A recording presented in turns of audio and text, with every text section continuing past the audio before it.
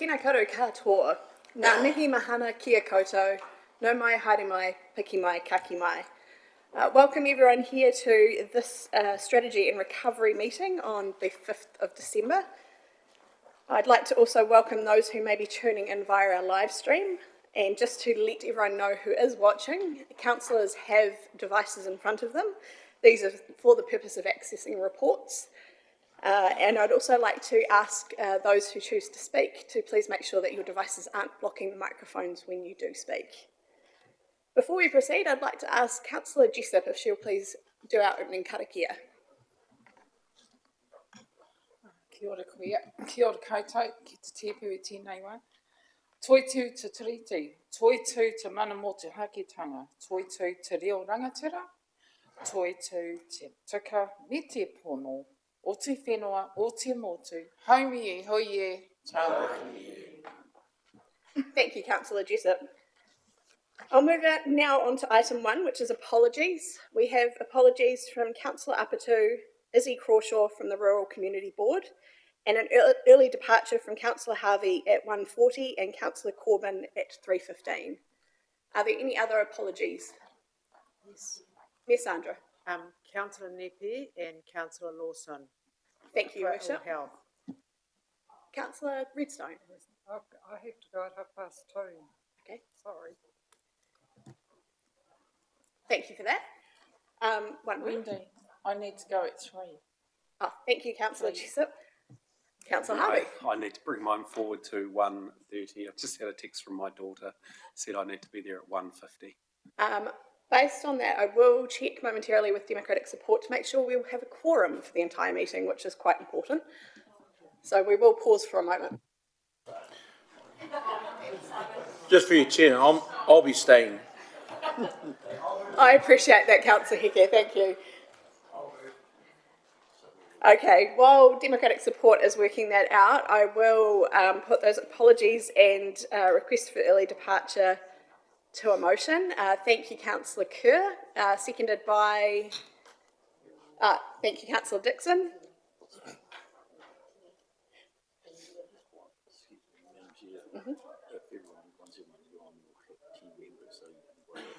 Okay.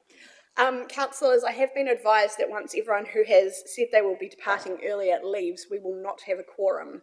So I am now prevailing upon those who have said they are departing early, particularly those who may not have advised us in advance, to please reconsider your plans. Can someone please commit to staying? Thank you, Councillor Jessup, I appreciate that. All right, so with that amended motion, with Councillor Jessup now remaining for the whole meeting, thank you. I'll put the motion. All those in favour? Aye. Any against? Thank you, that's carried. I'll now move on to reminding committee members of conflicts of interest. So as items come up, if you do have a conflict, please declare them at the time. I'll now move on to confirmation of minutes. The minutes from the previous Strategy and Policy Committee, which was on the 2nd of November, has been previously circulated. Can I have a mover, please? Thank you, Councillor Watkins. A seconder? Thank you, Councillor Buddo. I'll put that motion. All those in favour? Aye. Any against? Thank you, that's carried. Right, moving on now to item number 4, which is our first main item on the agenda, the Cyclone Gabrielle Recovery Procurement Strategy. And I'd like to welcome Mr. Thu to present to us.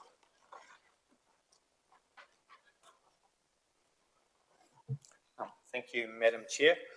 Just also in the back of the room, just to let you know, members of our team, Marius, Tim and Darren, who's been brought in as a specialist consultant to help us with this piece of work, which is a new scale of work that this council's had to face. I'll largely take the paper as read, but I have brought through a selection of the slides the team have been using in terms of presentations to Crown Investment Partners and with Waka Kotahi in terms of just helping pull through the key elements that is included in our cyclone recovery procurement strategy. Also to and yes, and we have presented the fuller presentation through to our civil contractors market probably a month ago now, this room was filled to overflowing as we talked them through this approach. In the report, what we're trying to achieve in here is 4 key pillars. One is we need rapid deployment. We need to make sure we've got the capacity and capabilities. It has to be progressive to bring through some of those wider progressive procurement, but also thinking a little bit laterally from how we've done things in the past, because the scale of work is so significantly different. And we need to still ensure we're providing value for money from all of this investment. In that work, obviously rapid delivery of this program is important, because we have communities that's still at high level of risk of discontinuation, of loss of connections, and our community out part of Kiruru Road was running a risk of that just over the weekend. So the longer we leave a broken network, the more those risks exist. However, that does need to be balanced around achievability to do the right thing. So we've worked through and looking at how we accelerate the procurement, but also in doing this is not create a boom-bust approach. So we're looking at building enduring contractor capacity and capability, to meet the needs of this program, but also to ensure we've got capability beyond this work. There's no point putting a whole pile of work out and then there's nothing left for those industries, because they won't invest in their plant and equipment if it's a short boom-bust. And we already knew that we were wanting to build additional capacity for the wider Hawke's Bay market. Where we can deliver on those broader outcomes that have been talked through in terms of the Matariki strategy, our own progressive procurement outcomes, but do need to just qualify a lot of the money we're spending is not our money, and so we have to work with our partners. And so it's not a project like when we had after COVID, where the most important thing was creating jobs. And here we do need to make sure that every cent is spent well. But in doing that, there's still ability to leverage with potential suppliers to make sure they're training people, potentially thinking around housing situations, making sure that there's a large proportion of local providers used in it. So those things will be built into how we evaluate tenders eventually. And as I talked about, this project needs to ensure that we maintain a healthy, sustainable contracting market. We don't want to just have a whole pile of work, build a whole pile of capacity, and then nothing to be at the end of it. So it's actually building a depth of market. So not just big players, a range of players. The team went through quite a lot of different options in terms of how we might go to market. I won't go into a whole pile of detail around them. To date, we've been using a lot of, in what we've termed our current transition phase, which is our initial response. It's primarily relied on our existing maintenance contracts and direct appointments just to get stuff done based on existing relationships and known performance. However, that's not a suitable or authorised approach for the longer term and the bigger spend ahead. So the team have looked at the use of open competitive market, supplier panels, which I'll talk a little bit more about, alliancing our own alliance, leveraging into other arrangements such as the Transport Recovery for East Coast Waka Kotahi Alliance, and we also considered could we carry on extending into our maintenance contracts. We felt it's inappropriate for the long term to carry on extending into the maintenance contracts. A, they weren't designed for that. B, the market hasn't had a fair share and the proportional uplift is so significant. It's just the appropriateness of it. Because this is a difficult space we're moving into and quite a new space, the slides more politely termed a toolkit of supplier selection. I prefer to call it our pick and mix. So what we're proposing is our procurement strategy suggesting a range of different procurement tools as part of our strategy to procure the end outcome. So on the bottom right there, it's working through with where opportunities exist where we may leverage adjacent contracts. So for example, there might be some work up in the Tutera ward. The Transport Recovery for East Coast is doing some similar work in the area, and it may make sense just to simply negotiate with them to do that parcel of work. We've also got an open market element, and so largely we're seeing a lot of the bridge work going out to open market. It's big dollar, it's quite specialist in nature, and they'll be going out just like you've already released Puketapu Bridge has gone out with an early contractor engagement type role. You've got a paper coming to the 14th Council agenda to sign off the approach on the Matapero contracting model. So we're seeing those as just bespoke individual tenders when they're large. There may be packages where project works are very similar in nature and it makes sense to purchase them in a collective. But importantly, and it was a key point that we needed to stress with the contracting market, is what we also want to hold in there is the ability to tender smaller packages with our smaller contractors. So we keep a viable growing area for what we call our pre-qual B through to D. So that's slightly smaller contractors than the big players. So they may not have the bandwidth and the capacity to lead what we're proposing with the supplier panel. But they definitely have the bandwidth to do some bespoke work, specialist work, or work that they have the capacity and commitment and to lead out as different to being a subcontractor under a supplier panel approach. So we see that as a really important part of the overall procurement picture. However, the heavy lifting and what we're proposing is what we're looking at, what the strategy is proposing we move to is a supplier panel. And we're proposing 3, most likely 4 key main suppliers. So those suppliers will be responsible for doing large packages of work. We're proposing that they'll get that packages of work in sizes of around $10 million a pop. The pipeline that the supply arrangement provides them may be worth $80 to $120 million depending on their performance, but they only get it in bite-sized chunks. So that gives us the ability to confirm they're delivering on time, they're delivering quality, they're adding value, they're sticking to the commitments that they may have made, that they would have had to have made under the contract around proportion of local suppliers, training people. All of those commitments that wins them the job, they will need to carry on and continuously meet if they want to stay in the game. What that allows us to do is if some of those 4 suppliers are going faster or better than others, then they'll get more of the action. And if someone's dropping back, they'll get a little bit less. So it gives us ability to stay in tune, stay active to how performance is going over what will be a multiple year contracting arrangement.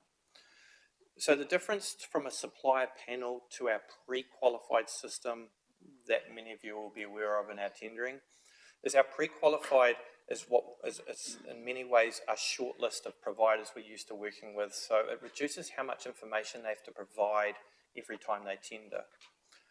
What the supplier panel does is they won't be competitively tendering for each of those packages of work. They become direct negotiations between council and each of those suppliers around different packages of work. So it might be that supplier A gets all of Taihape Road to go down and fix every dropout, every major culvert replacement, and another one will have a negotiation to head out Waimarama Road or Kereru Road or Dartmoor Road. So it has us the ability to give them geographic pieces of work, have a direct discussion, benchmark prices. The other key element of having that open market piece, it keeps us some competitive tension from those who are not inside that panel to understand what's the pricing happening outside of that. So just maybe as a gauge, so of the work that we've got ahead of us, and if I incorporate the shared value of the bridges, so we've got about 282 current estimate worth of bridges to replace. And we're seeing that largely playing out in that open market. There may be some smaller ones that we can package up, but it is specialist type work is different than standard civil. Across culverts and road rebuilds, we're looking at around $447 million worth of work. We've already spent about 21 to 23 million of that on small slips via our maintenance contractor and their subbies, and we're looking to get a claim through CIP, Crown Investment Partners, working on behalf of government. But that still leaves around $420 million that this arrangement will pay for. So even if those 4 suppliers had 100 million each, there's still 20 to $30 million in that open market that we can play with. But depending on performance, we have the ability to how much money is ultimately in those pipelines. The key part of those longer term arrangements are 5 to 7 year arrangements with those 4 suppliers with $80 to $100 million worth of work. It gives them the confidence to buy plant, to train people, because they know the work is going to keep coming.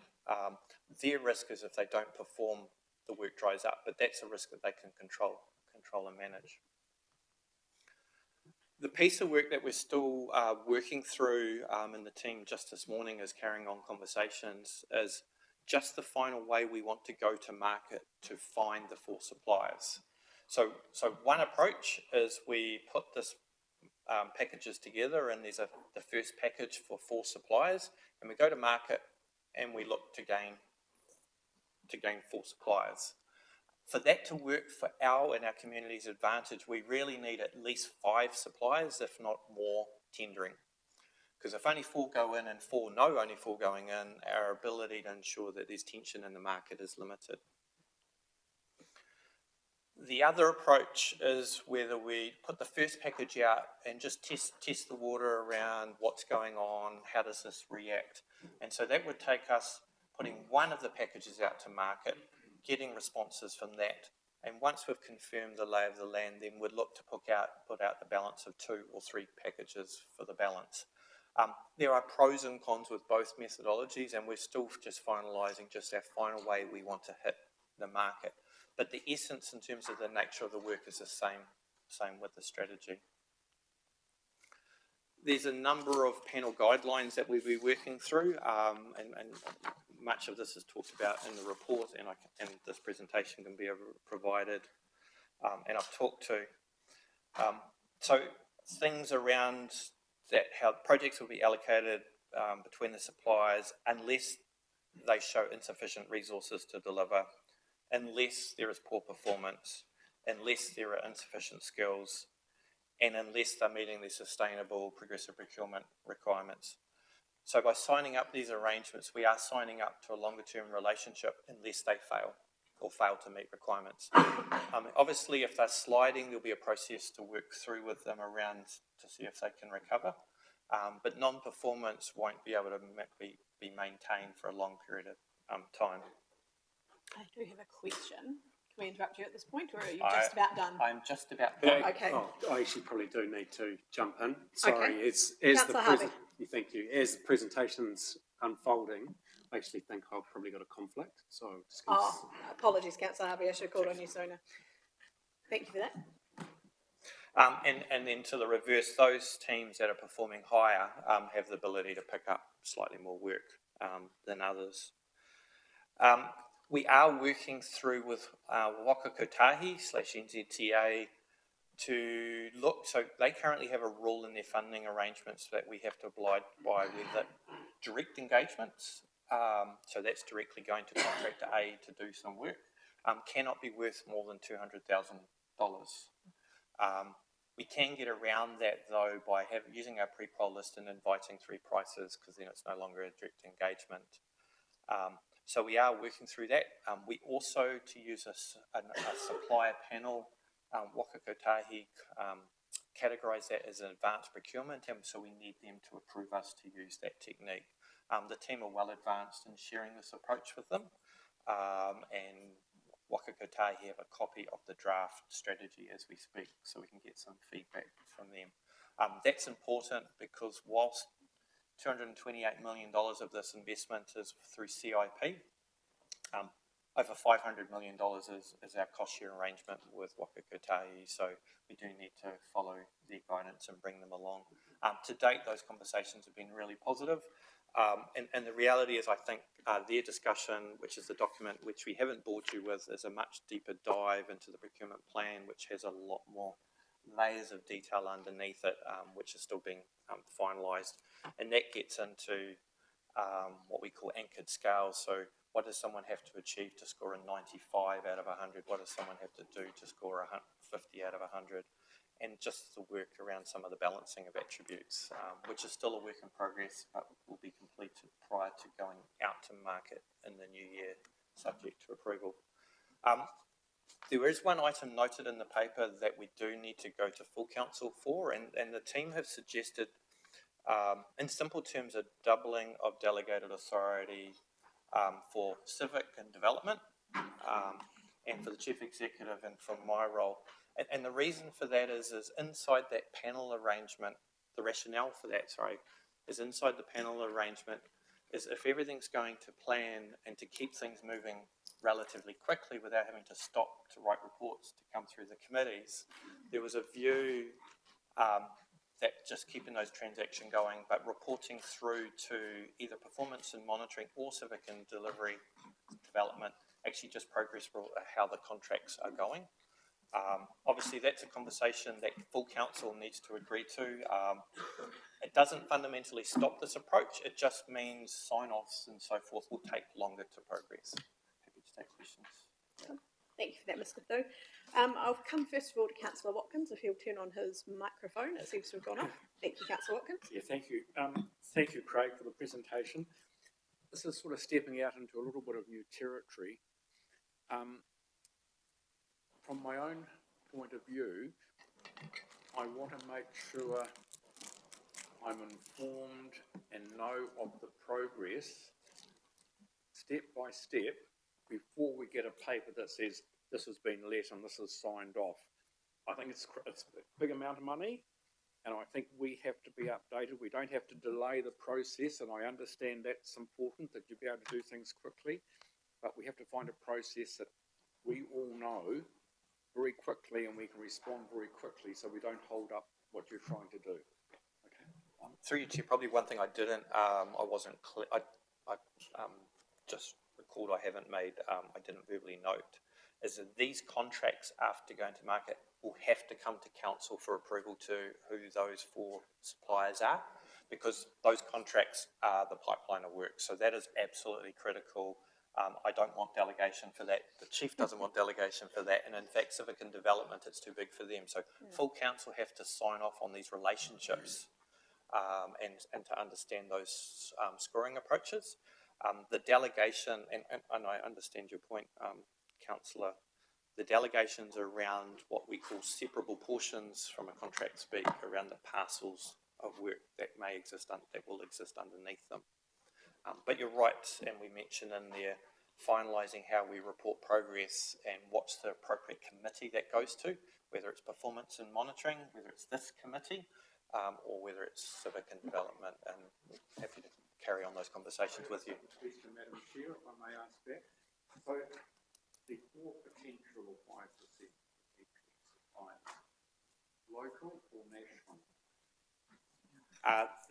They will be required, currently the way the document's written, they'll be required to have at least 30% of local commitment into it. Until, at the moment, they will only be selected from our they will be only selected from our Tier A pre-qual civil contractors. So they have to, 10 now. So there are 10 pre-qual Complex A contractors across currently with us, and we're working with the contractors to get as many of them into the system, either as Bs to Ds for that other work, and A. So I think the last update I have for Civil Works is we have 10 contractors who would be available to tender for this, so it won't be an open market invite. So in terms of the size of the contract, are we confident that we will have competition in the market? Are we keeping it in the right thing? We've got to make sure that we have that competition. The analysis the team have done and the advice that we've had is we're confident there's enough capacity in those majors to play through. We are nervous, which is why we're weighing up how we go to market around. If we go to market to select 4 and only 4 choose to play, then that's our risk. So that's the piece of work. Doing it in 2 stages means it takes longer to get going, but also you could have a lazy first tender where people wait and see and jump in the second one. So we're doing a bit of tactical and taking some advice from learnings from around the country, which is what Darren's helping us with, around experiences out of Kaikoura and Christchurch and other places where they've used this, and what are the lessons learned in that. Absolutely. Thank you. Thank you, Chair. Picking up on Councillor Watkins' points, Mr. Cameron, is there a way we can take this away as an action? Yes, through Madam Chair, so there's a subsequent item on the agenda, which is the recovery, or it's recommending the council adopt the committee adopt the recovery management reporting framework. So it may assist the committee if the officers take away as an action from this as to how we can incorporate into that recovery management framework suitable strategic reporting of the progress of the procurement program that Mr. Thu's been presenting, and the council has been asking how the committee is kept abreast of things, so it's not last minute notification, it's actually an understanding of the progress that's being made. We obviously haven't got the answers right now, but the officers can work on that and bring back a subsequent recommendation as to how the governance is kept adequately appraised. I think also that would be a wonderful action to take away, as well as the information that's outlined in 6.7. Does that satisfy you, Councillor Watkins? Thank you. We'll move on to the next person who was on my list but has dropped off. Councillor Kerr, did you have any questions? I'm happy to wait till it goes round. Thanks. Thank you, Councillor Kerr. Moving on to Councillor Buddo. Thank you, Madam Chair, and thank you, Craig. I like that the objectives of this policy speak to our aspirations for recovery in terms of the speed of it, the financial sustainability for this organisation, but also to building lasting benefits to the region, so we see something from it in future years. So thanks for that, and it was great to see those clearly come through. And I think you touched on it just at the end of Kevin's questions, but how this procurement process compares to other regions who've gone through similar events, I'd be interested in that. Maybe through you, Chair, I wonder if Tim and perhaps Darren would be best placed to add some external commentary. Please join us, Darren.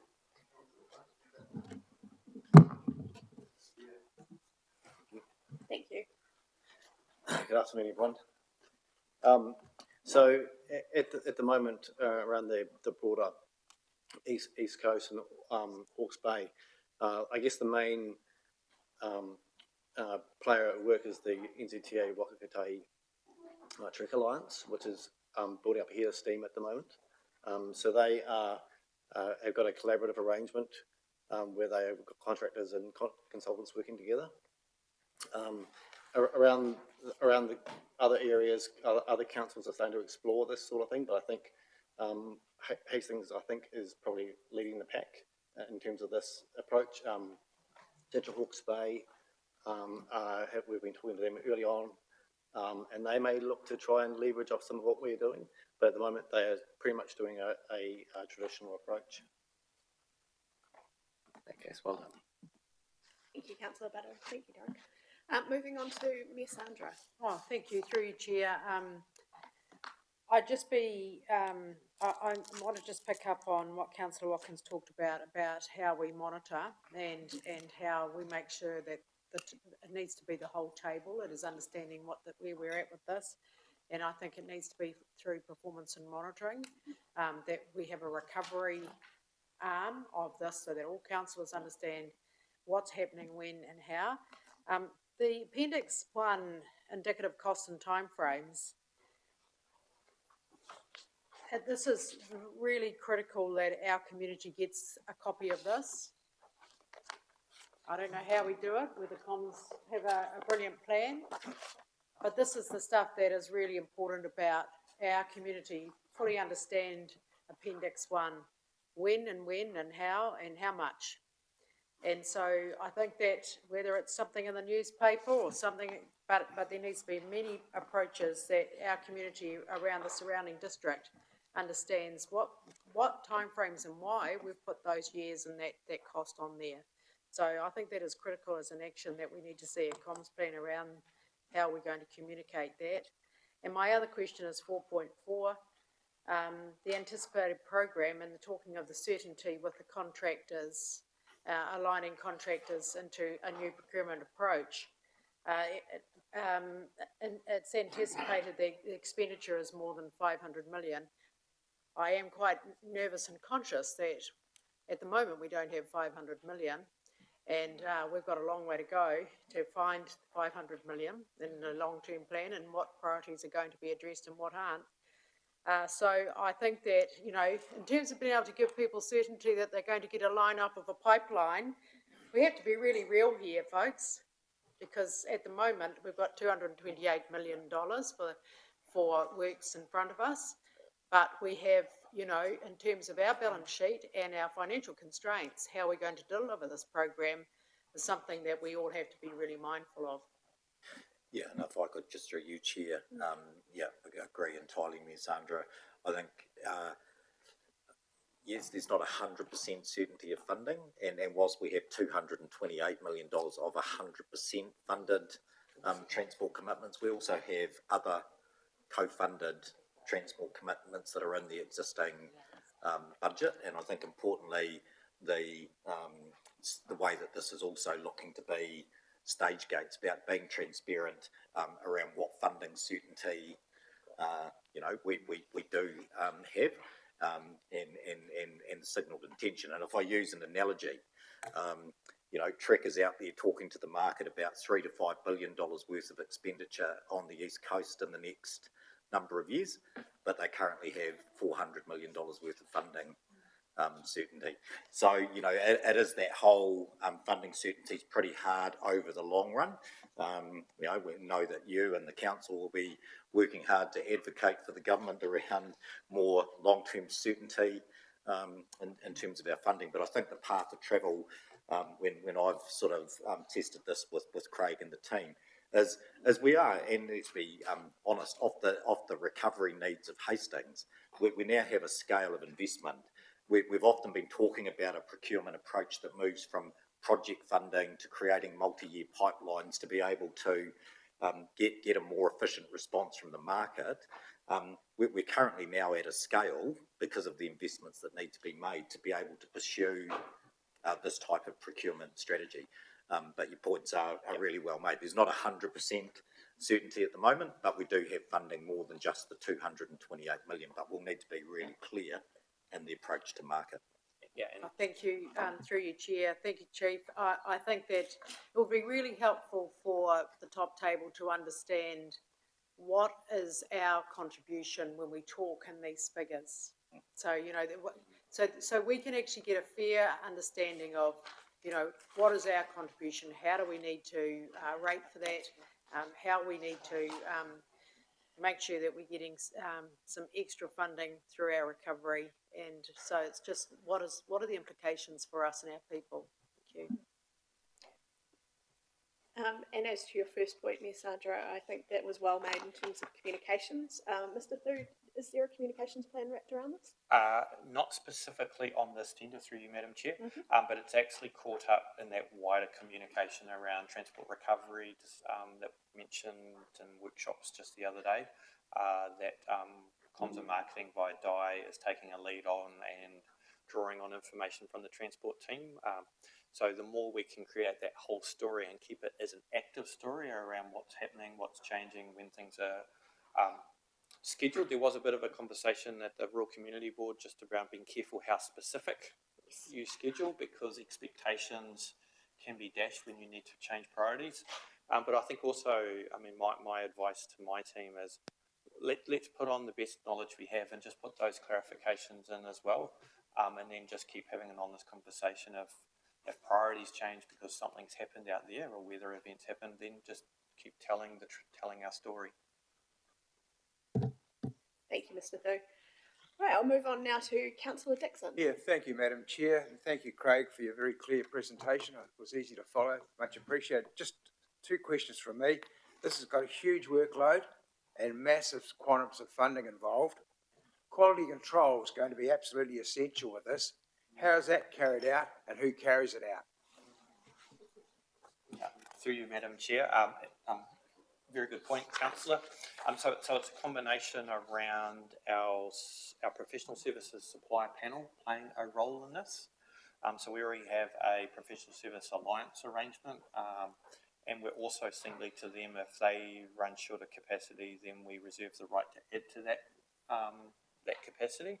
But we are also currently have seconded in staff to support the transport team as it stands at the moment, and we're in the market to building additional capacity. I mean, a key element, and I didn't want to make the presentation too long, is around the supply panel management framework around leads and quality control, because it does need, the Chief Executive's comment before, these supply panels do create, there's a bit of administration that you have to put in place to manage them and keep the relationships live and active. At the scale of this, so we're looking in the market currently to also supplement the team for internal capacity to keep a strong eye on performance.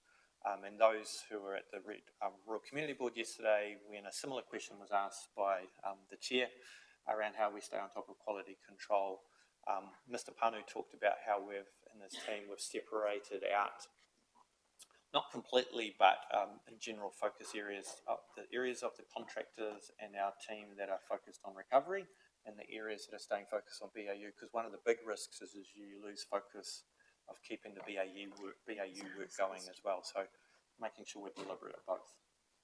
Yeah, just through you, Chair, make one other reflection. It's a great question that we're live to. I think when you think about the nature of the proposed investment, there's some things that we haven't been in the game for, like designing and building new bridges that is going to require real focus, versus if I look at where a lot of the spend over the next 24 months is going to be on roads, slips, culverts, things that it's at a bigger scale. But I suppose, my starting point is, if we take the most recent audit of how the council spent over $60 million in a matter of a small number of months on roads, slips and culverts, and the Waka Kotahi audit was, you did it and there was only questionable spend on $239 out of $60 million spend. We are starting with a big part of this program, which is roads and slips and culverts, with pretty well established systems and processes in the council, but we'll need to supplement that with things that are, I don't know, the last time we built big bridges, a long time ago. So, we're going to have to, but for a lot of the spend, I think we can have some assurance that, we're blessed with a pretty solid assets and transport team that on the most recent audit, like that stuff, we have pretty well developed systems and processes around quality control and price. And through you, Madam Chair, the other thing the team did right from the very start is they've characterised the nature of the work into complex or highly risky versus quite low level. So it's around how do we focus energy. So you would have seen in previous reports, and part of the claim we were looking to make to CIP is we've almost finished our what we've called tier 0, tier 1 dropouts and slips. So they're the very small minor ones. And in those, we've largely just gone straight to the contracting capacity and says, you know what you need to do, and then just with some MSQA from our consultant panel, our own staff, just keeping an eye that it's happening.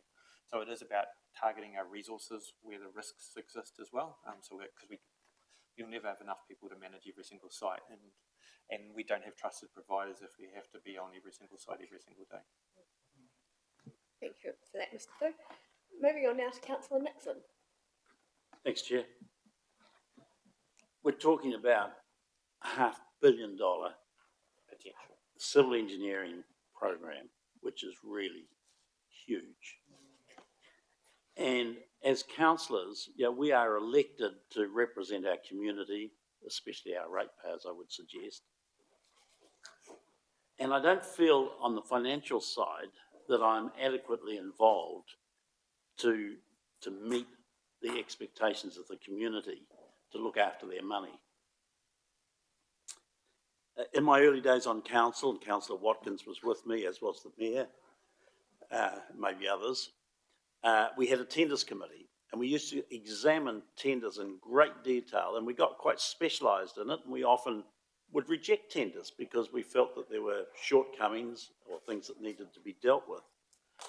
And so I'm really concerned that councillors, the people around this table, are losing that element of control over such a huge amount of money, because it's actually going to dominate what we do for years. Remember, this is a council that, until quite recently, was gathering in about $100 million a year in rates. So we're talking about spending additionally that sort of money every year for 5 years. And I really can't see myself agreeing to such a broad approval as outlined in the delegations. I've lost them in my agenda, but they're further down somewhere. Just a reminder that today, Councillor Nixon, we're not actually debating the delegations. That's I know coming to that. council next week. It is the process I'm talking about. I feel that although the recommendations say that will be referred to the full council, Correct.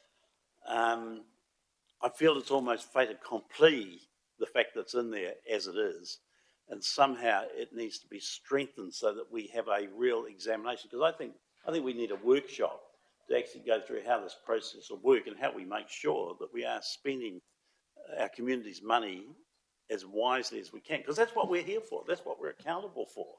That's our job.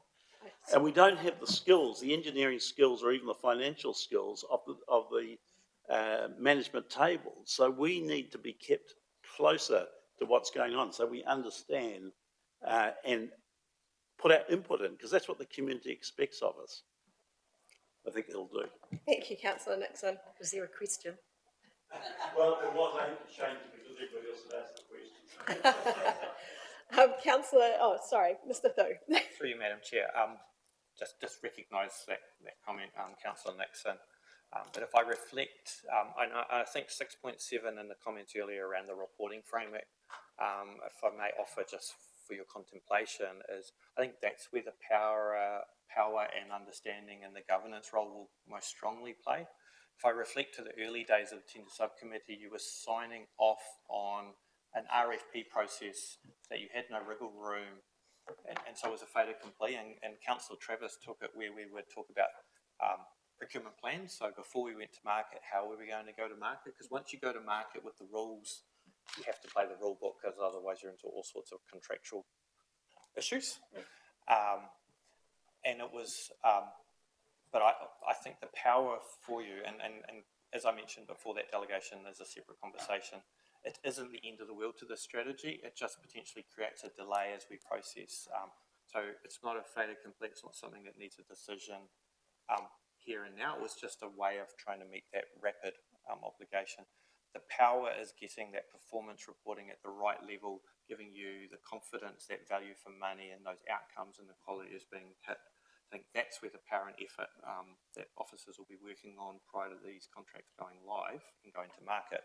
And similarly, in the same vein as signing off big contracts like the maintenance contracts, that has to come to the top table for the team to work through what they found in their request for proposal and what the officer's recommendation, the tender evaluation team's recommendations for this whole table, actually the full council, not this table, to sign off on.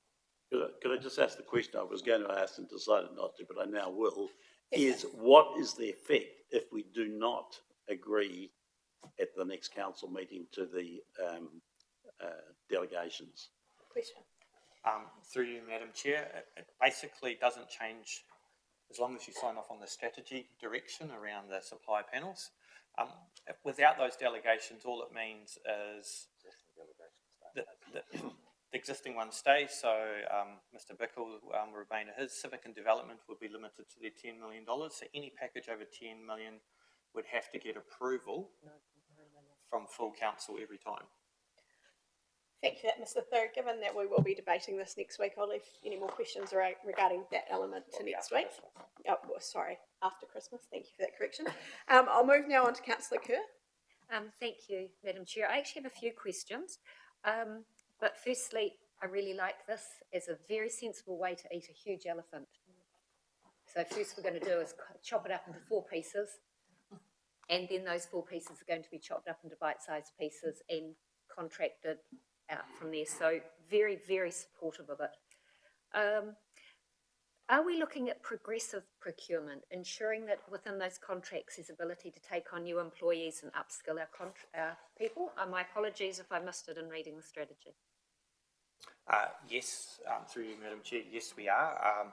Inside of the more detailed procurement plan that we're working through, it's just working out, around how many people they would be asking them.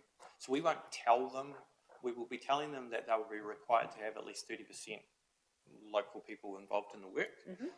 But in the way we evaluate, we'll be having things where we'd evaluate parties with higher scores if they're training more people, committing to training more people.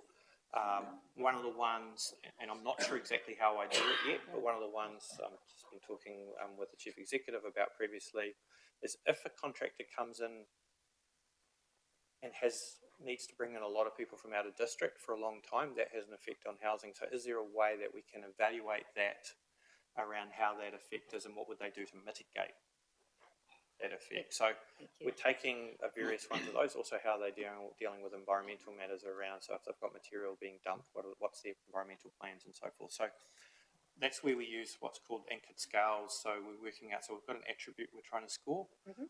A 50 score will mean they've achieved this and they've got there. To get a 95, you would have offered us that. Okay.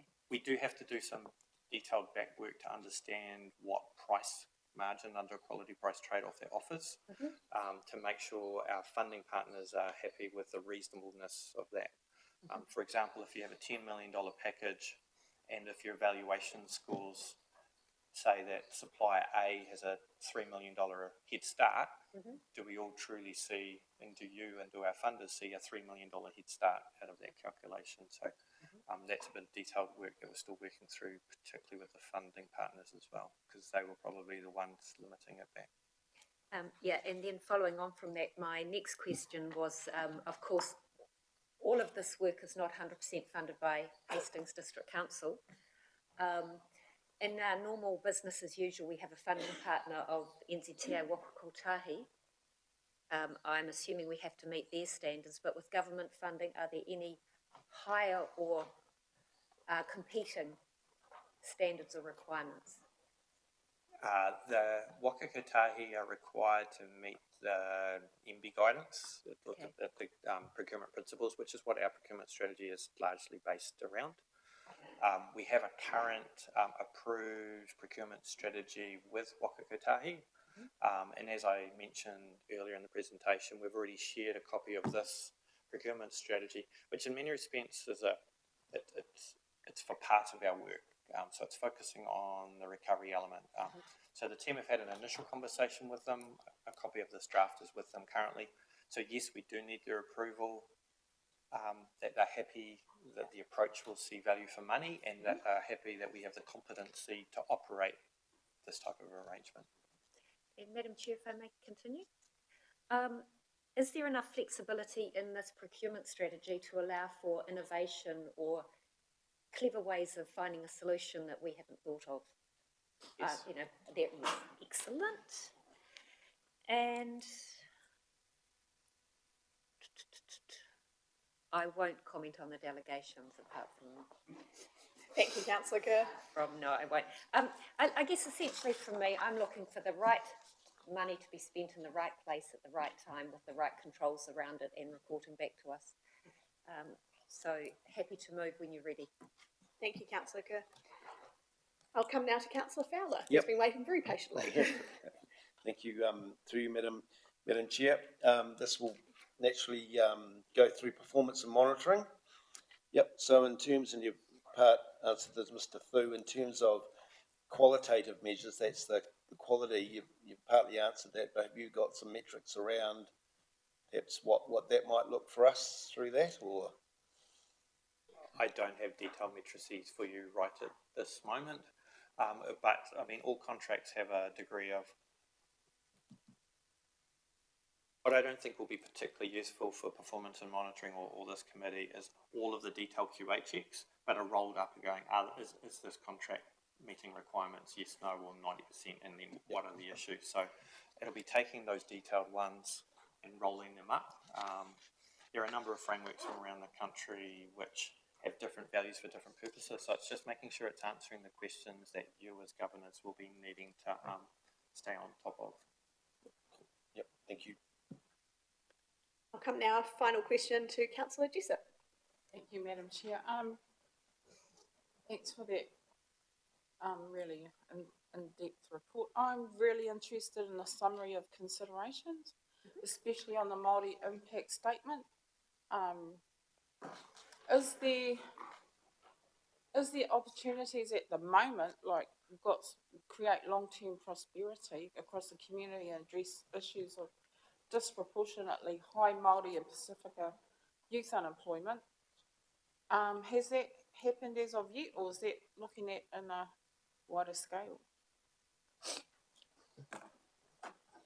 So I think the opportunity, through you, Chair, and I'll get Mr. Thu to comment on it more. I think the opportunity around the progressive procurement space, but it's been clear on the evaluation criteria and objectives. There's lots of examples over the last couple of years where we've used the investment in infrastructure, and if I think about Waipatu and spending $20 million on state highway and roading improvements where the KPIs were very clear, and in part, strong emphasis from government around that being used to support Māori enterprise, getting young rangatahi and pathways. So if we think about some of the standout examples like Topline, where that approach has absolutely supported those outcomes.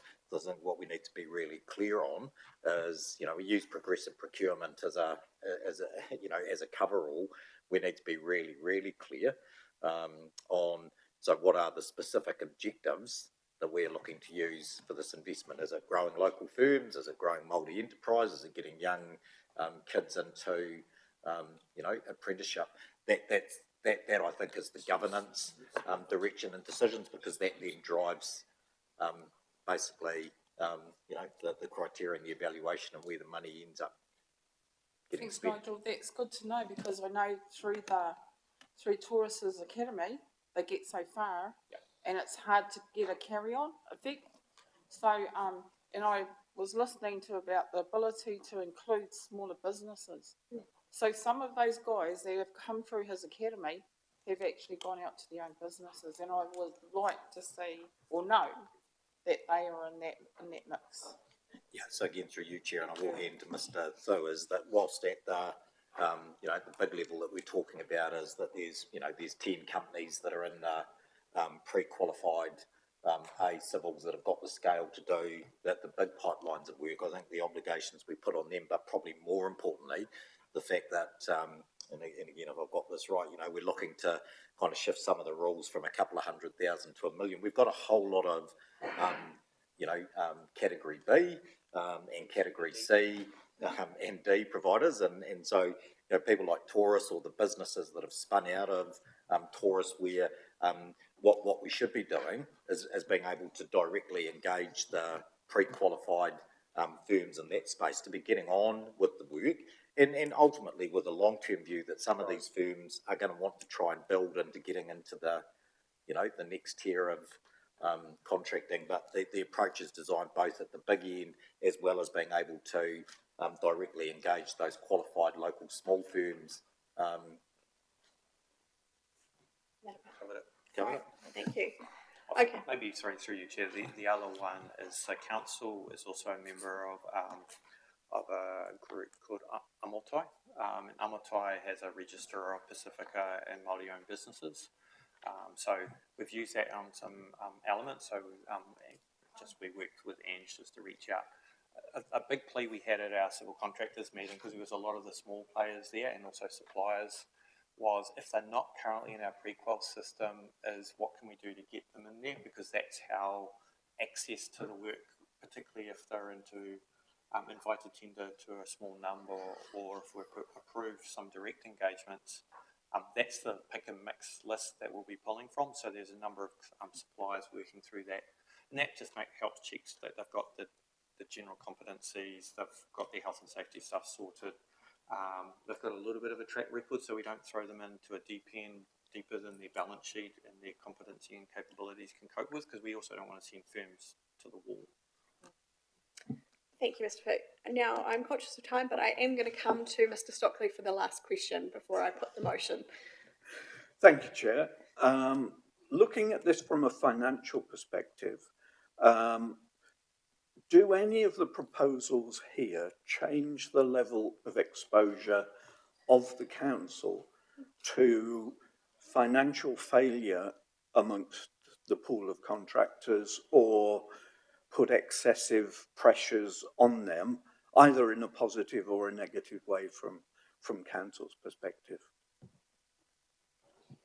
Through you, Madam Chair, one of the positive benefits of using those separable portions and 10 million at a time or 8 million at a time, it actually helps reduce some of those. If someone falls over, that you suddenly don't have a $100 million contract out that's not met, and you've potentially got liabilities and damages. Civil work is a little bit different also. Civil, in terms of slips and roads or bridges, are a bit different as a construction in terms of how some of those liabilities fall out. So if someone's building a building and they get partway through and they fall over, it's really hard work for the principal to get that IP and carry on going without financial loss. Building a road and filling a slip in, the risks are slightly different working through. So the separate proportion helps mitigate that. But similarly, in terms of what the opportunities it provides, is having that pipeline once funding is confirmed, Your Worship, but having that pipeline in front of them gives them the confidence and a really strong rationale to keep playing well. And to be fair, most of the providers play well for us. It's just every now and then, you know, things can go drifting, and it's useful to have something there to keep motivation strong. Thank you. Thank you. Okay, I have a mover from Councillor Kerr for the recommendations which are outlined on page 3. Can I have a seconder? Councillor Watkins. Thank you. So having a mover and a seconder, I will put the recommendations on page 3. All those in favour? Any against? Thank you, that's carried. Thank you, Mr. Thu. The history of delivery from our team holds us in very good stead. Moving now on to item 5, we have the Hastings District Council Asphalt Policy Amendment, and I'd like to welcome Marius to join us at the top table.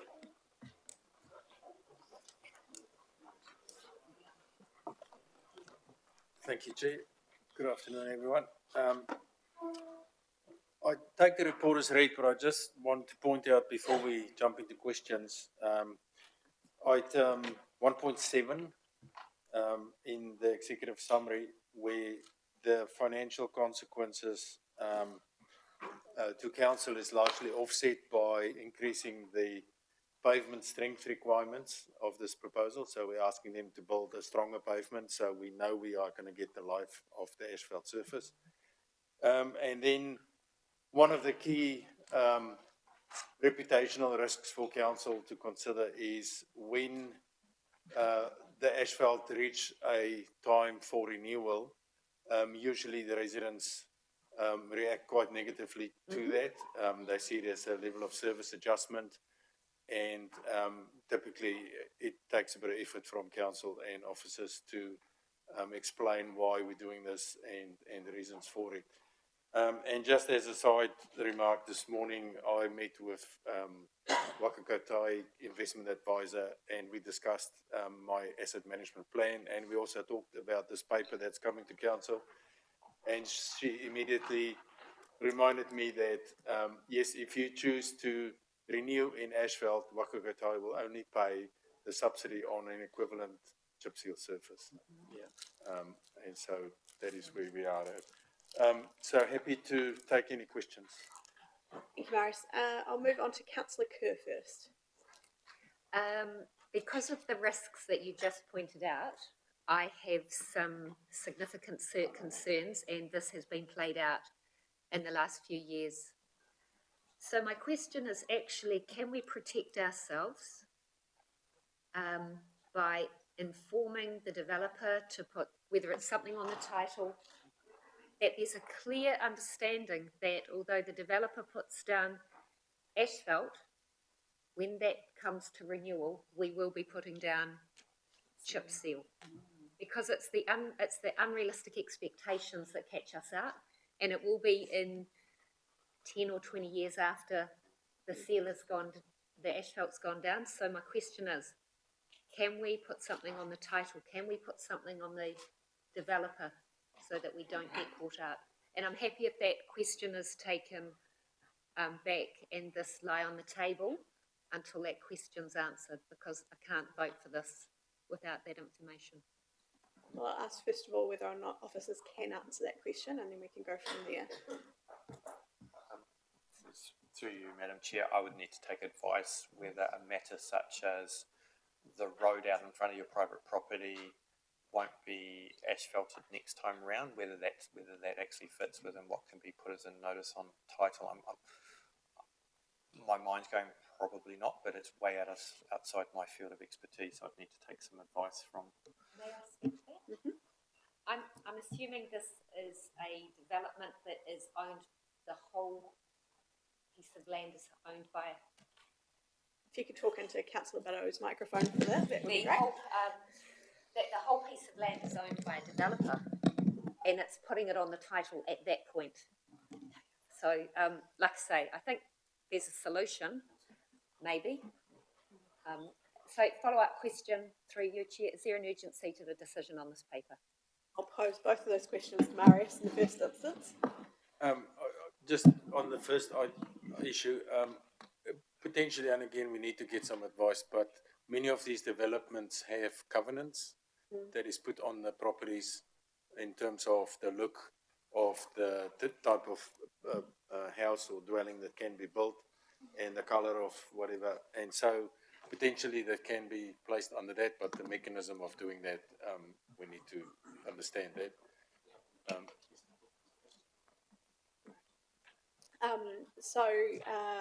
As to timing, if Councillor Kerr was to move a motion that we leave this lying on the table, is there a negative impact to that, the timing of things? So through you, Madam Chair, the reason this paper was brought, so the current policy the transportation team is working on is we don't accept asphalt in subdivisions. However, there have been many exceptions given, and so we have a difficult circumstance where our development engineers are trying to follow policy, and then there are decisions, even on our own work, where we've usurped it. And so it's creating an uncertainty and both with the staff who are following policy and then not sure what the policy is anymore, but also uncertainty within the development market. So the reason we asked this paper to come forward, and I asked Marius to look at, well, how do we mitigate at least the short to moderate term risk, which is what Mr. Niekerk's put in front of you, but you're acknowledging that, how do you hold on to that knowledge? I think the difficulty is always going to be is you're potentially having a conversation with the second or third owner of a property, and so the passage of time, but hey, there may be a different technology and by the time we get there as well. So okay, I'll move on to other questions and then we will look back. So Councillor Baddo, apologies, Councillor Redstone. Thank you, Chair. I've got a question that might end up being a solution. I know this came up in Duart Road a couple of years ago when we changed from asphalt to chip seal, and people were really annoyed about the noise because they weren't used to it. Can we use a smaller grade chip rather than do asphalt? Through you, Chief, the recommendation when we do these level of service changes from asphalt to a chip seal is a grade 4-6 chip, which have slightly higher noise profile than you would get with asphalt.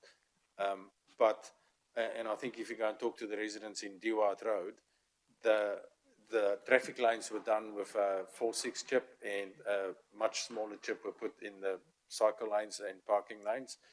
And the noise profile, people get used to it very quickly, and we think it's an acceptable level of service change using that smaller chip.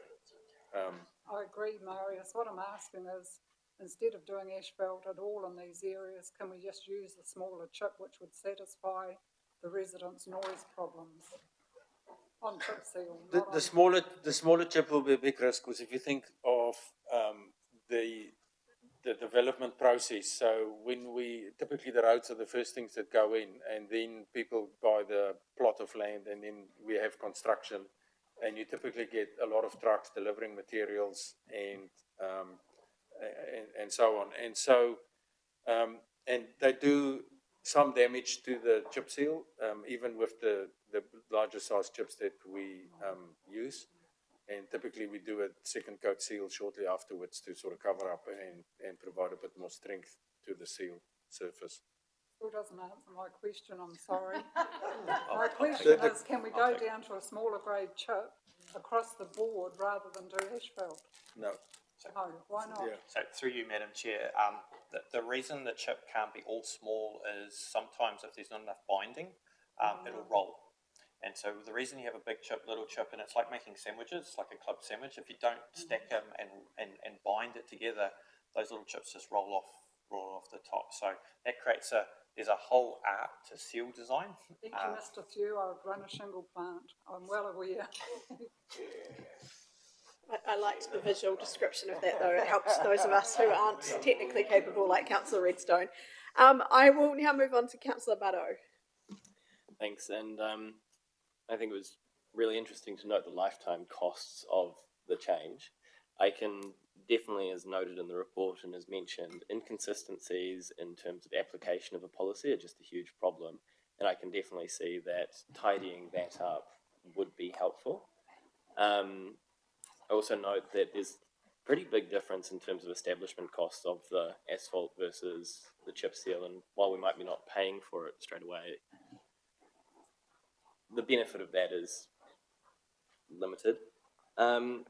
One thing I'd be interested in is the places that the developer will invest in asphalt with higher amenity value and those kind of things will be passed on to, of the construction costs will be passed on to those residents who live in those houses. The value of those houses shows up in their rates bill as well, and so to a certain extent the higher value of that subdivision may offset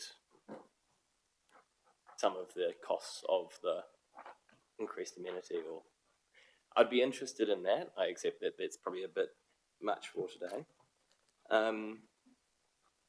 I think the question for me is the benefit of applying a consistent policy, does that match up with the increased lifetime costs of the asphalt, increase in asphalt area?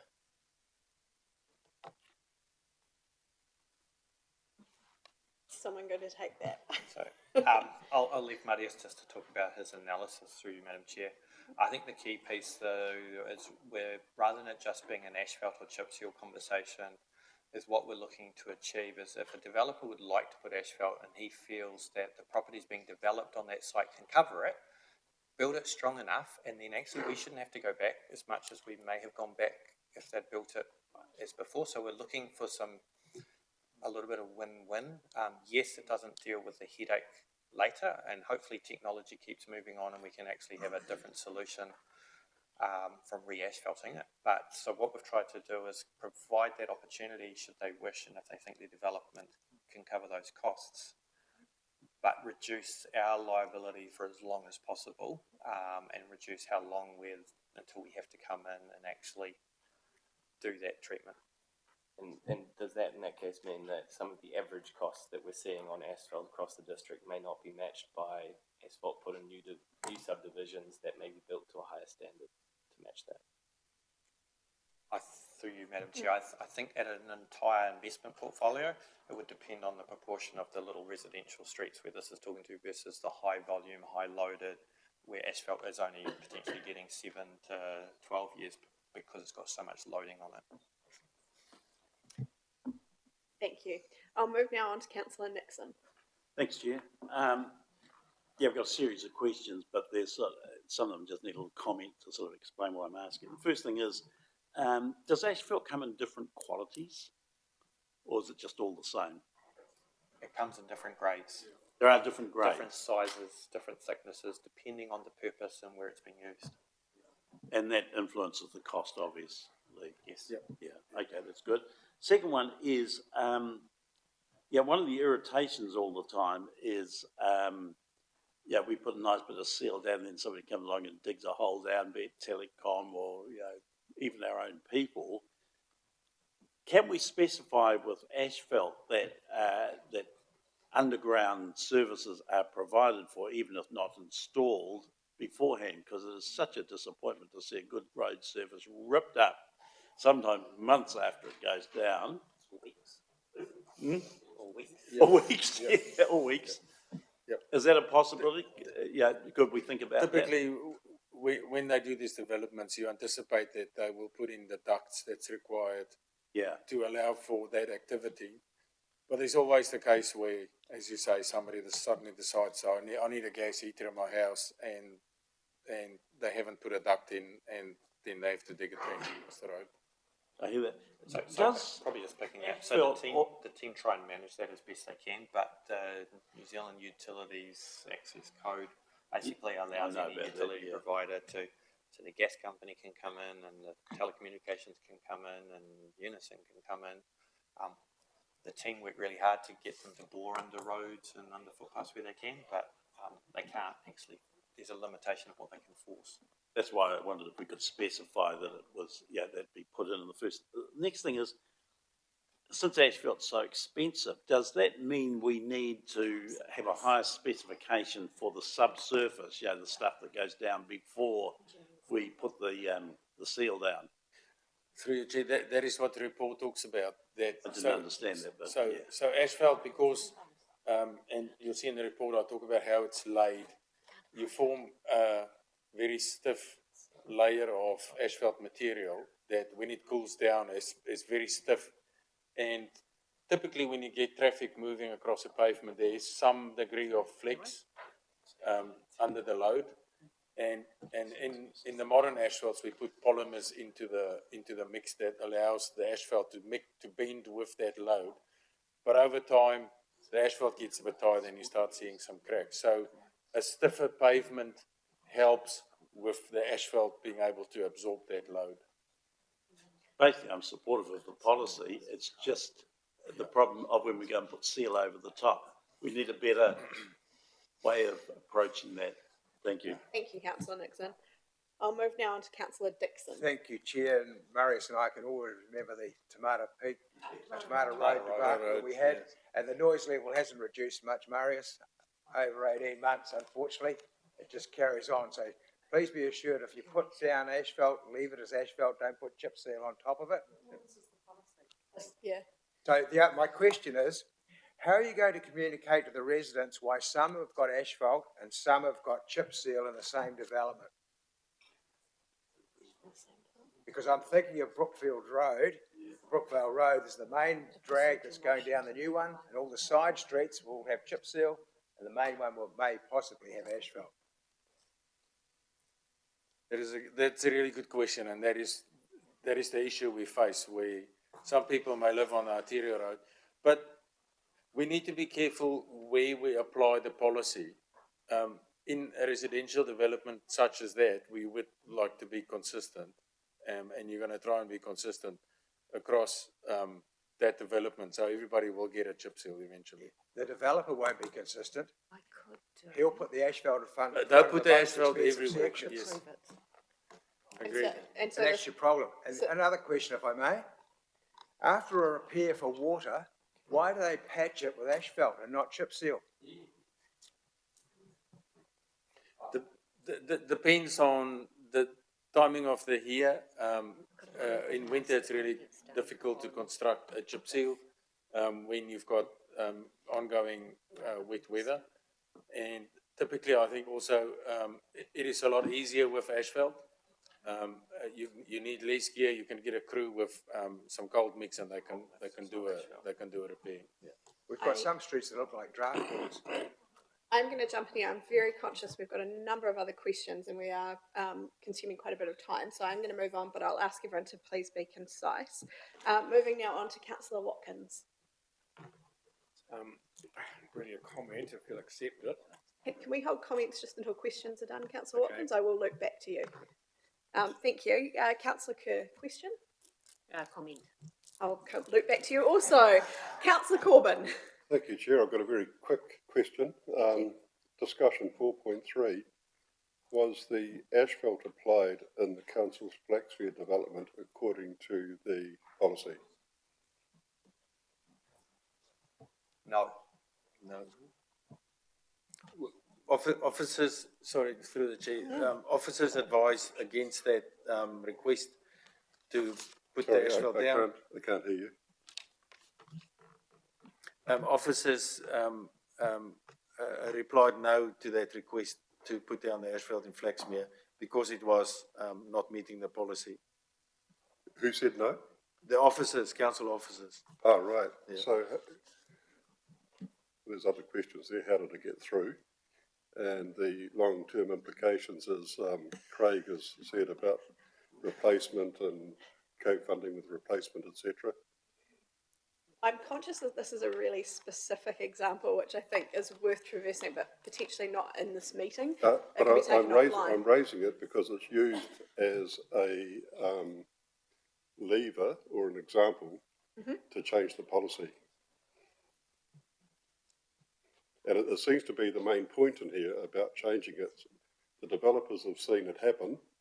Why can't we do it? We have, through you, Madam Chair, we have a number of requests for developers active at the moment. For example, Iona Development are requesting an exception to be able to add asphalt into their development, which is actually the reason I'm bringing this paper to you, because similarly into Brookvale subdivision. So, and I'm conscious that the first paper was discussed through workshops in the LTP, but not formally adopted by council. And so this is actually taking it from a what was a informal conversation as part of our budgeting approach in an LTP into actually council formally adopting a position. Yeah, but I see it as an issue that we have a policy and we're not sticking to it ourselves. Well, other than I just make the point in terms of Flaxmere, the council made an explicit decision around the quality of what they wanted to see in the development of the subdivisions on Flaxmere's own land holdings. So, you know, that wasn't something that officers ran off and exercised their own discretion about. That was an explicit decision from the council table. But that's basically what these people are asking too. Which is part of the policy. A process question, if I may? Please. Possibly to Mr. Cameron, maybe to Mr. Smith. If I ask for this paper to lie on the table, does it have to wait to the next strategy and recovery meeting, or could it come to the next council meeting? Through Madam Chair, so you'd have to move the motion if it's voted on by the majority of the committee. You can specify the next meeting that it can be left to. You can't adjourn it or leave it to lie to a lower level committee, but you could leave it to lie to a higher, so yes, to council. Okay, then at this point, I would like to make a procedural motion. I appreciate it needs to be voted on, that this paper lie on the table until further information is brought back, and then it's brought back to the next appropriate meeting. I second you. Yeah. Can we, as part of that motion you're putting forward, Councillor Kerr, specify what information you would like brought back? As I asked earlier in this paper, an ability to notify the residents that own the properties, be it them now or owners in the future, that although there is asphalt in front of their properties now, there is no expectation that council will be putting down asphalt in the future. When I read the report, I'm just very concerned about the cost to future councils. That's my question. If it can be answered today, I'm happy to withdraw the procedural motion. Through Madam Chair, officers will take whatever direction is given by the committee. I would just point out that most of these assets become vested to the council, so they are council assets in perpetuity. We can investigate, if he wishes to, as to whether some sort of instrument can be placed on the properties, but I would note that these actually become vested council assets. So.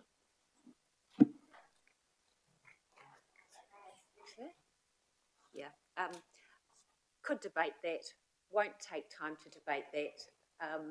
Just would like the procedural motion to be put if there's a seconder. Okay, we have a motion on the table. Do we have a seconder?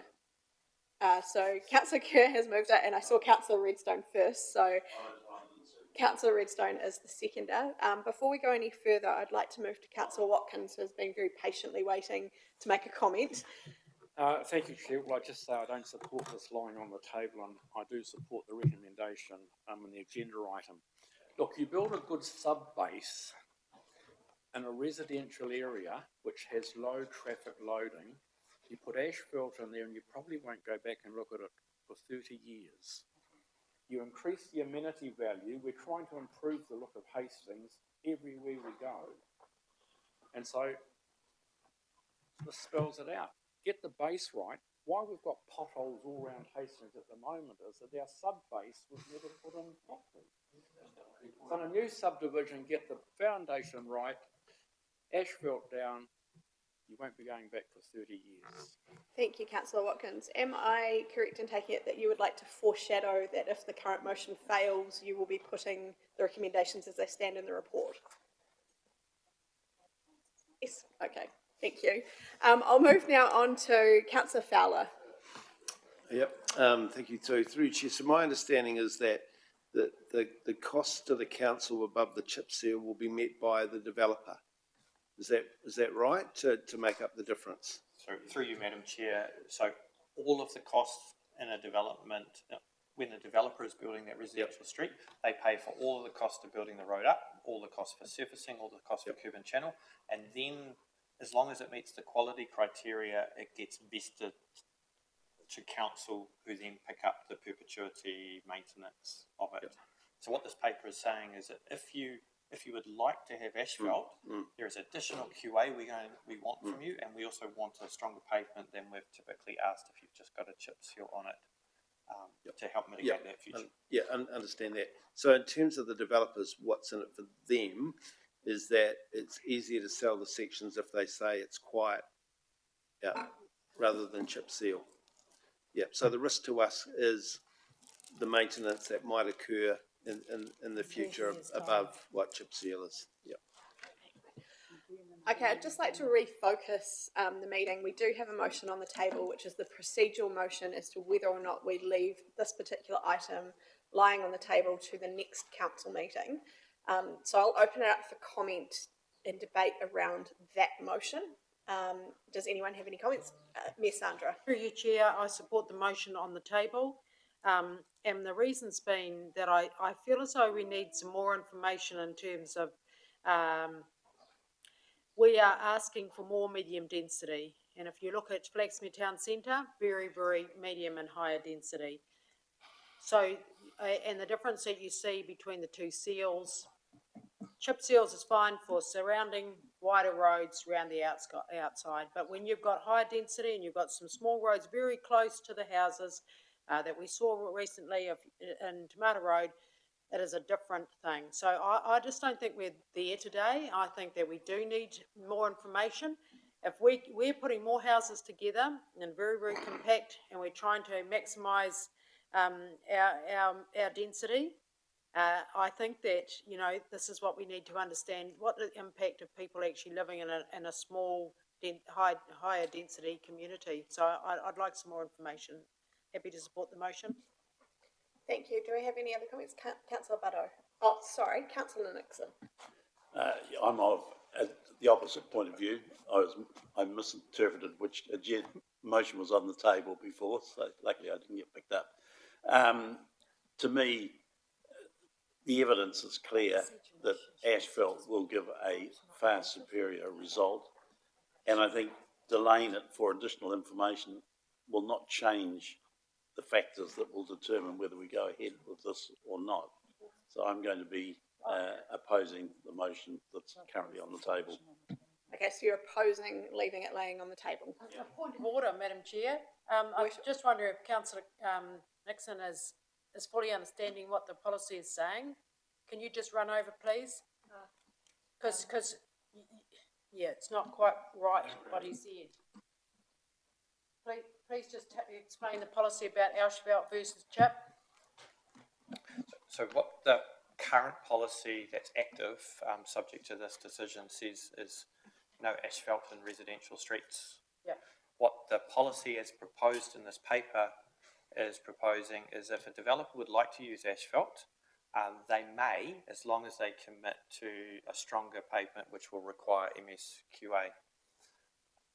The motion on the table, if I may, through you, Chair, is to delay the decision on this paper until additional information around what choices and options are available to notify property owners. This is where I'm up to. So the policy states that a developer can put down asphalt if they would like to during development, meeting those new pavement standards. The proposed. The proposed. The other part of that is that once that has finished, it reached its end of life, is that council will put down chip seal. Could I just comment on that? You know, asphalt is a superior product. It will last, as Councillor Watkins pointed out, for years. The owners that are there at the point that's first put down that we get Sorry, approval I'm just going to from. jump in there, Councillor Nixon. You are making really good points, but if the current motion on the table fails, I'd like to hear those points then. Okay. The motion at the I'm happy moment with is that. whether or not we leave it laying on the table, so I'd really like to focus conversation there. I'll come now to Councillor Buddo. Thank you. I'd like more information, and so we'll support this motion. The information I would like is, I see we're basing our costings on what we currently have. If there is going to be additional lifespan due to the improved Q&A or the improved base, I'd like to see those costings so I can base my decision based on that improvement rather than what we've currently got. So that's the information I'd like to see for the next. Thank you. Any comments from officers, whether or not that can be answered now? Through you, Chair, the asphalt costings as in the paper is reflecting the expected life that we would see with the stiffer pavements. Just per example, like a development like Kingsgate, that asphalt in that development is 31 years old, and we are looking at renewing the surface with a chip seal next year, and that's typically where you end up. Just also to add a little bit more, there are more options, other surface options we can consider instead of chip seal, and those are slurry seals and that family of seals that you could do, but they come at a higher cost, and they will have similar implications that we just create more cost for council.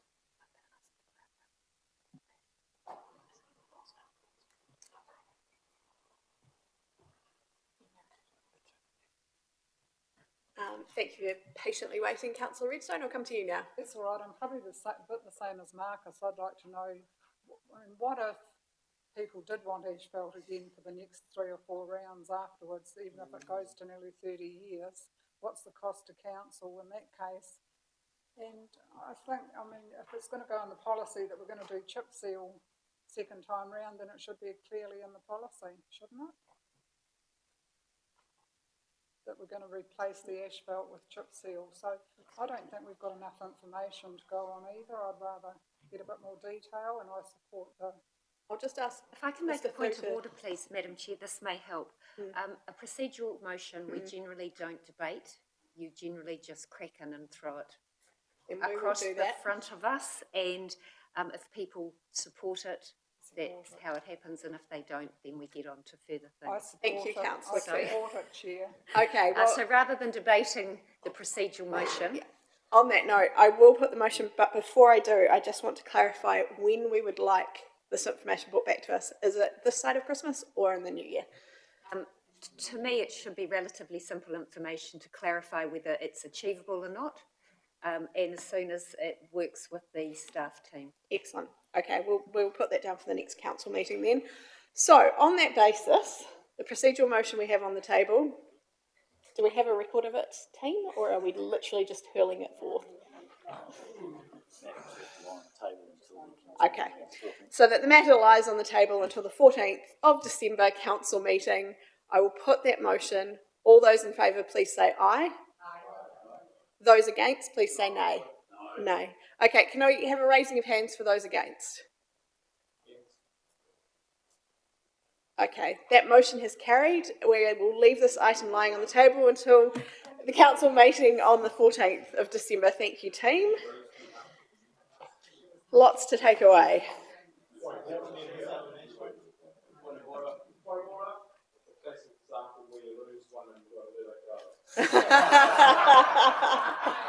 Thank you, Councillor Watkins. That was very wise. Wonderful. Okay, we will now move on to item 6, which is the adoption of the Hastings District Council Cyclone Recovery Reporting Framework. And I would like to invite Annette Hilton to join us. Oh, and Gus.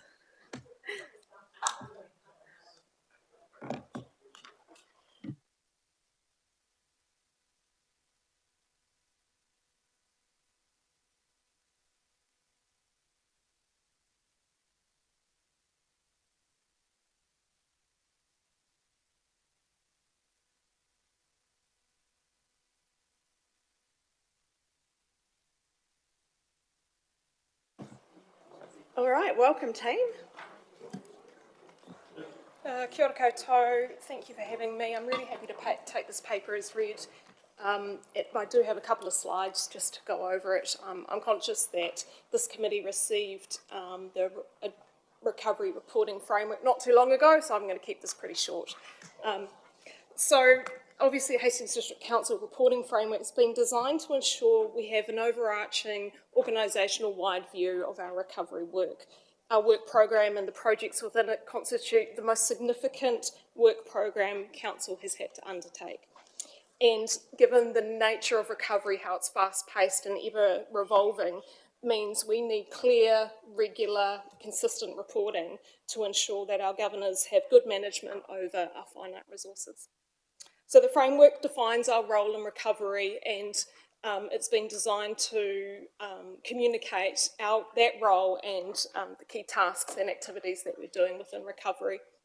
It creates a baseline for measuring our performance and telling you how well we're doing or not so doing against some performance measures which staff have put against their work.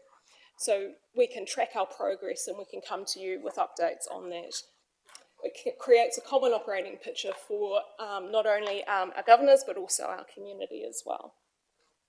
Next steps for this, if you are happy to adopt today the reporting framework, will be to ensure that we work with our community through the LTP engagement to make sure that our recovery priorities and strategic objectives match what they are also wanting to see in the community, and that we have some good outcomes that we can measure as well through that. The framework has been designed so that we're operating really well internally with fortnightly reporting through our recovery manager across our recovery PO, also recognising that there are a lot of BA work kind of streams underway that support recovery and a lot of recovery work that supports BAU. Attention is that this fortnightly information will be rolled up to come to this committee on a quarterly basis, and you would have already received a taster, I guess, of this reporting at the last Performance and Monitoring Committee as well. So really that's the sum of why we're here today, is to ensure that Council supports how we wish to show you progress of our recovery work, and we're asking you today to endorse the framework going forward. Thank you, Annette and Gus. That's fantastic. Now I'll open it for questions. Any questions? Thank you, Councillor Baddo. Oh, sorry, Councillor Jessup. Thanks for that. My question's around Hawke's Bay Tourism and how this table or the Hastings District Council sits along that pathway. Yeah, is there? Do you be able to clarify that? Yeah. Kia ora, Councillor, through you, Chair. So when we come to the recovery update next, actually we've incorporated an update from, or we hope to incorporate ongoing updates from REDA, the Regional Economic Development Agency, and Hawke's Bay Tourism in that PO, the economic related activities that sit there, because that was a question that came up at the last strategy and recovery meeting. We do a lot of work, BAU work across the council, including working with our delivery partners like Hawke's Bay Tourism and the Regional Economic Development Agency, and you were right to identify that we need to know where they're at and what they're doing for us. So that will be included in the update reporting. Thank you for that, Gus. I'll move now on to Councillor Baddoe. Thank you, and thank you for bringing that. Looking through the example in the attachments, it's intuitive, it reads well, and I'm very happy to support it and move the motion. Thank you, Councillor Baddoe. I'll now move on to Councillor Fowler. Yep, thank you, through Chair. So just wanted to clarify, is there sort of duplication of reporting back through this committee on performance and management? Because I see performance and management is P&M as the primary source that it should possibly go through. So anybody speak to that? The short answer to that is at the moment, yes. So what our intention with the framework is both to report on the activities and the finances, and that will help inform the reporting for performance and monitoring. The next stage of this work, we've got outcomes that are sitting in the frameworks, but we don't actually have measures for them.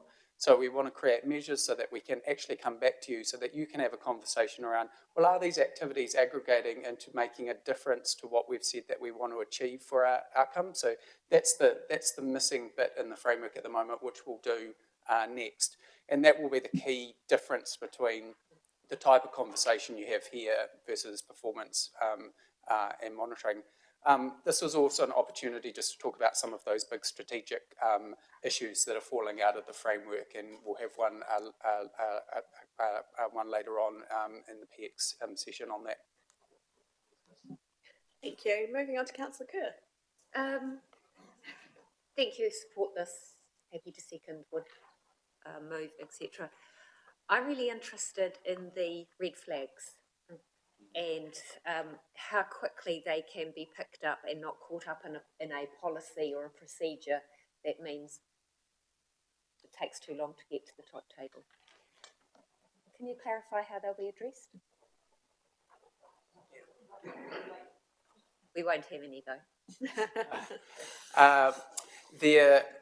We are really lucky in this council to have a really awesome, in my view, risk and assurance function. So Regan, he might be embarrassed with me calling him out, but I mean, certainly on the voluntary buyout process, he's been amazing at having provided the support. So, you know, we've just recently had a really rigorous review of our policies and procedures to ensure that we are mitigating as much as possible to reduce those risks in that area. That work then helps inform the Audit and Risk Committee and help us to adapt our program. So that's happening across the program. You're right to identify. We ask the teams to identify whether there are risk areas or constraints, because that's the purpose of the fortnightly recovery cross-agency coordination meeting. How do we help unblock constraints as they're arising? And how do we make sure that we've got good coordination and alignment? So we try and capture that. That's an ongoing piece of organisational work. Excellent. I'll come now to Councillor Jessup. Sorry, I forgot to ask this one. On the support po, and it's got Wahi Tapu listing projects, capture and list sites of significance impacted by the cyclone and list them in our district plan. But I was just wondering, who's in charge of measuring that? You know, like, because everything else is performance measure. So how is that monitored? Please. Yeah, so I can talk briefly on that. So that's an item that's been newly added to our framework, but it isn't a new action. It's been going on since the cyclone, because we know a lot of our marae areas and stuff are really conscious of that piece of work being undertaken really quickly. So the team are working up the performance measures for that. That currently sits within the James Graham's team to manage that. I'm really happy to come back to you, and we can get them to come talk to you about what they're doing in that space. It's a really active space they're in at the moment. Councillor Kerr. I'm just actually asking a question on behalf of Councillor Anna, who can't be here. And she says, it's just disappeared, reporting back in special circumstances or circumstances that arise that are not normal. Sorry, I can't find the exact wording. She would appreciate understanding that, please. Great. And so what councillor will be referring to is there's two clauses under the voluntary buyout policy, clause 6 and clause 7, which give people the ability to apply for special circumstances. And so what I propose is, why don't I do you a note, which I can circulate, which gives you a bit of an update on where we've got to with special circumstances, the examples, and where we've got to, and that might be more useful than me just trying to remember them off the top of my head, if that's okay. Thank you, Gus. Thank you, that would be great. Okay, we have a mover and a seconder for the recommendations, Councillor Baddow and Councillor Kerr. So if there's no further comment or debate, which there doesn't appear to be, I will put the motion. All those in favour, please say aye. Any against? Thank you, that's carried. We'll move now on to item 7, which is the Cyclone Recovery Reporting Framework and the Recovery Report.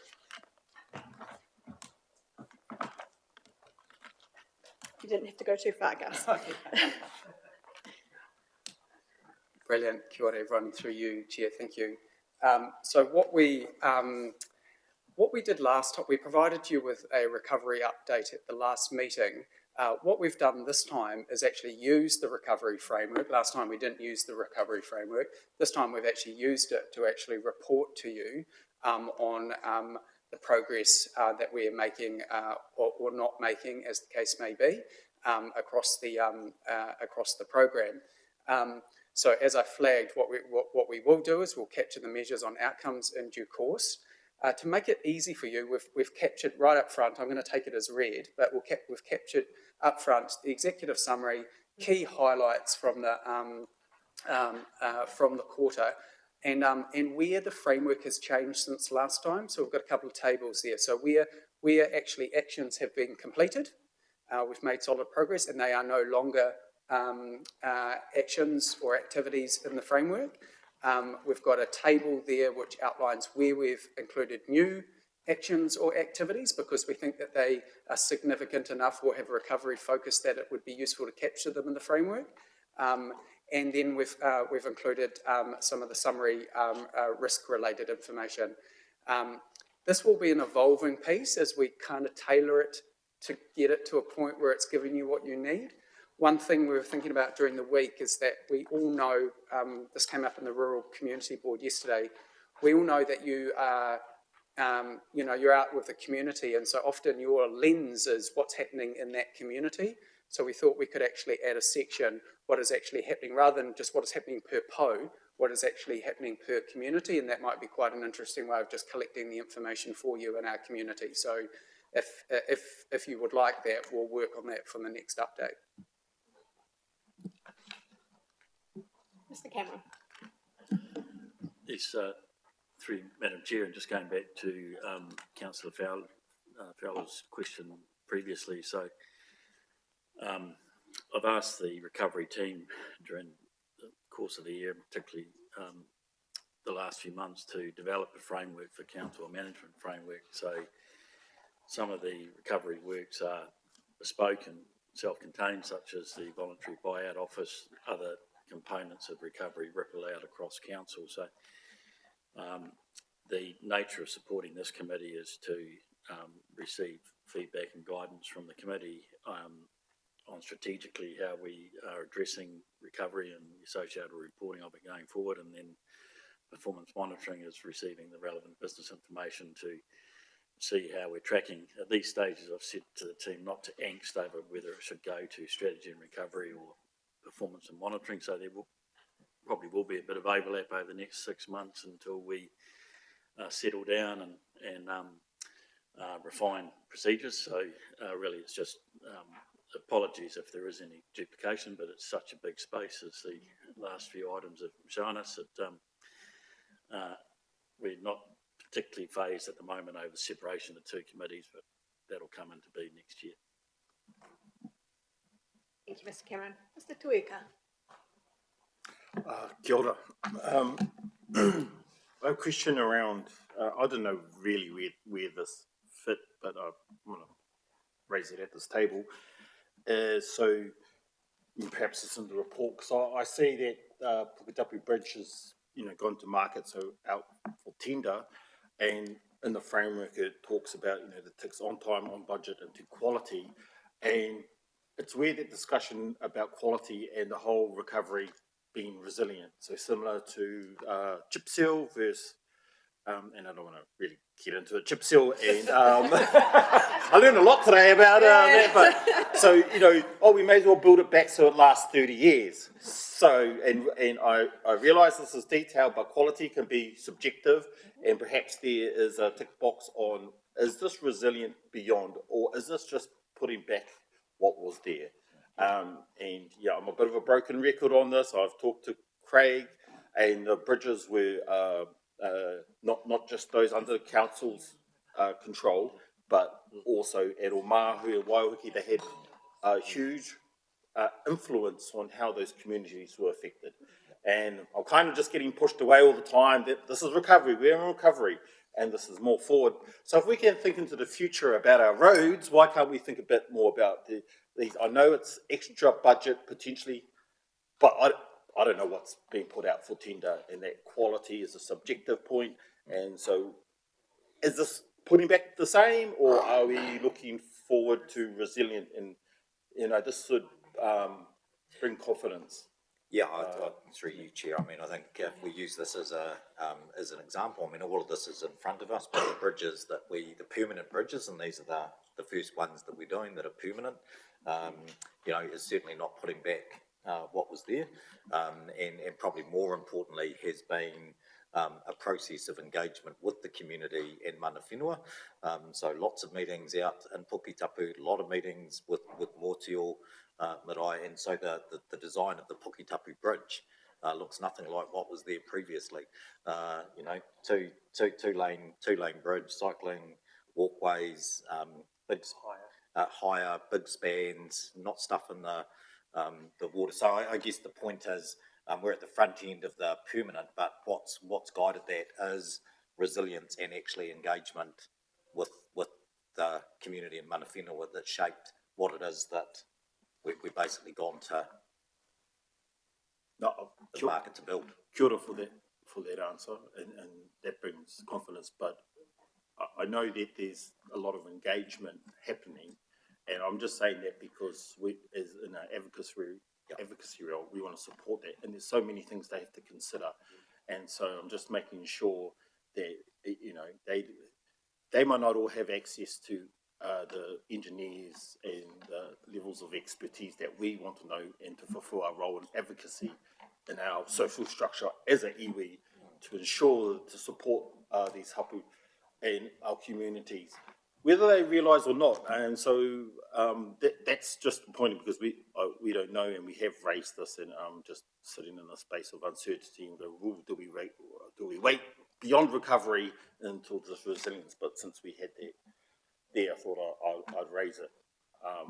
And I've been sort of engaged kind of around the back door for some of those communities to help support in a weird way with impact assessments, etc. So, yeah, Kia ora.